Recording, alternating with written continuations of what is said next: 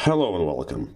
And I've yet to make myself an intro, but for now you'll have to just remember what channel you're watching. This is a less official segment. I'm allowed, to express my thoughts, be less dynamic, because this is like a talk show on old radio.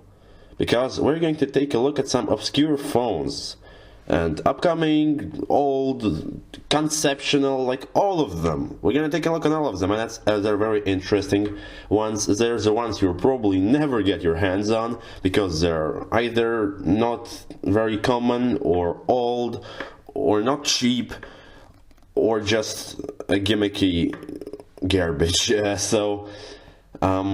Today, as some of you know, the CES is going on, there's a lot of stuff announced, and LG G Flex was announced, which I will call the second generation of flexible phones. But what was the first generation? Does somebody remember? We'll compare two phones, the LG G Flex 1, which is now cheap as dirt in my country, and Samsung Galaxy Round, which never arrived in my country. And does they match up? No, they don't. Galaxy Round's pretty bad, and G Flex is just weird.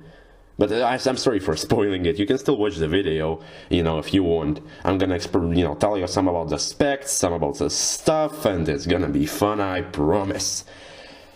I'm not guaranteeing anything, so yeah, let's dive right into. We'll start from the Galaxy Round because it's a less known model and it's a bit of an interesting flick, so let's take a look. Yeah, and one more thing, we'll have to specify what exactly people wanted from a bendable smartphone or a curved smartphone.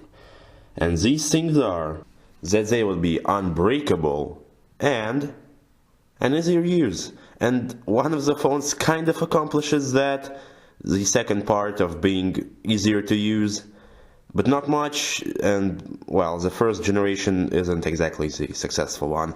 So okay, without anything further to do, let's dive right into Galaxy Round. So you'll have to look at this weird Korean commercial because I'm pretty sure nobody will sue me for using a Korean commercial, so that's a safe bet. And Galaxy Round is a weird one. It's kind of curved and it's kind of not. The center of the screen is flat and the bended are only the kind of end bits, parts.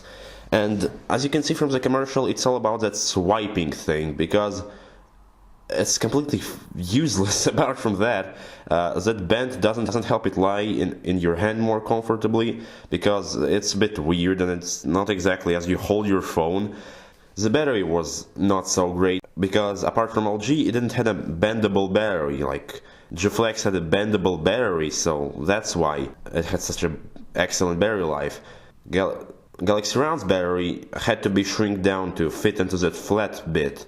So this phone is just overall not good, and it's more appropriate to say was because it failed miserably and nobody bought it, and now it's a history. So there's nothing interesting about it. It's like somebody bent a Galaxy Note and removed its good battery and stylus, and there was also this weird feature of pressing the side of your phone so it would kind of lay on one of the sides and it would show you the notifications, but nobody ever places their phones like this. If you have a bendable phone, you probably place the screen facing down, so I know that's so useless, I can't even describe it. Okay, so that one failed. Maybe the second one will improve, and yes, it does. When it was announced, the LG G Flex, everybody would expected it would bend. And it did, but when you stomp on it, and you couldn't bend the screen itself, but the LG G Flex is a very interesting thing. It has some unique features like self-healing back that you can scratch and it will heal itself. It was said to be easier to type, and I confirm that. I've held this phone in my hands, and it's actually a great experience, especially when playing games like Minecraft. It's, the big screen combined with a curved display makes a pretty good media consuming experience, like playing games, watching movies and stuff. The battery life was excellent. Everybody around the world said like, oh my god, this is the best battery life ever. And the performance was solid. I just do not like the LG skin of the time. Now on the G3 it's improved greatly, but then it just looked kind of like a cheap Korean thing, so I didn't like it, so I didn't buy this phone. And everybody expected, like, okay, it does bend and you can't break it that way. It's immortal, right? No, it crashes like a baby if you drop it.